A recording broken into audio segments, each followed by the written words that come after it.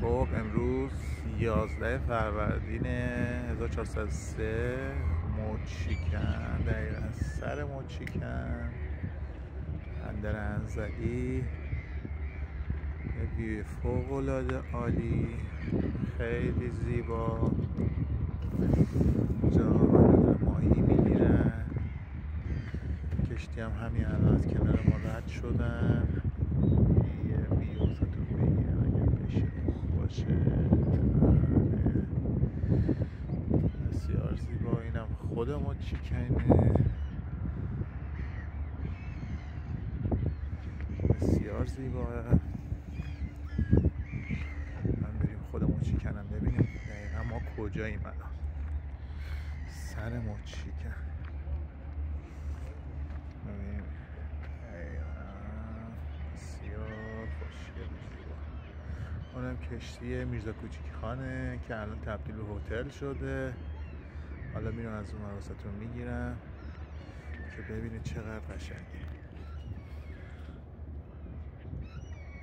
خیلی زیباه، خیلی زیباه. پرنده ها رو از اینجا نمیتونید ببینم، کنار اون کشتیه وسط آب. اگر من یه خورده برم جلوتر، اینجا پرنده ها اگر معلوم شده کیفیت زوم این زیاد جالب نیست، اما با همینا و اینجا تقریبا میشه حالت گمرکشون میشه. کشتی من بارگیری میکنن، بار خالی میکنه و خیلی خوشگله. این چی کار میکنه اینجا؟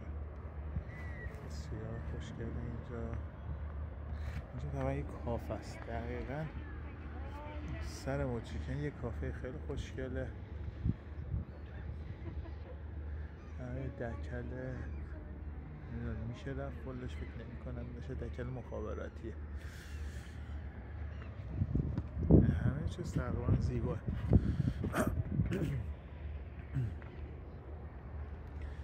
ببین اینجا الان تقریبا از بلوار میشه، بلوار انزلی که آبش خیلی پایین رفته. یه موقع اینجا آبش خیلی زیاد بود که میخوره به این سمتش، به دریا میخوره که آب از اونجا میاد داخل. این منم اگر ادامه ویدیو بری میره سمت مرداب انزلی که آب اونجا هم خیلی پایین رفته. اینجا ماهی میگیرن، تور میندازن، ماهی تور میندازه. خیلی خوشگله. ببین تور میندازه تو آب، بعد میره و دوباره میاد جمع میکنه. پرنده های ماهی خارن. هم اومدن ماهیگیری. خدا قوت. خیلی زیباه، خیلی جای قشنگه. مخصوصا بازنشستگی، یعنی دوران بازنشستگی آدم بیاد اینجا زندگی کنه. هواش خوبه، هم فوق العاده قشنگه و خیلی هم آرومه نسبت به دوستایی که دارن میان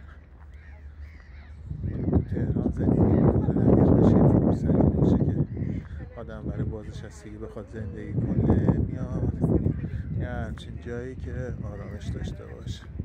هم زیباست، عیدش که فوق العاده است. هم صدای پرنده هاشه. ببین من کشتی میرزا کوچیک خان که الان بهتون گفتم، اون سمت هم تقریبا یه موچیکن کشیدن جلوی آب که اینطوری میره و اون طرفش دریاه دیگه. این وقت آب مرداب است. اینجا از اونجا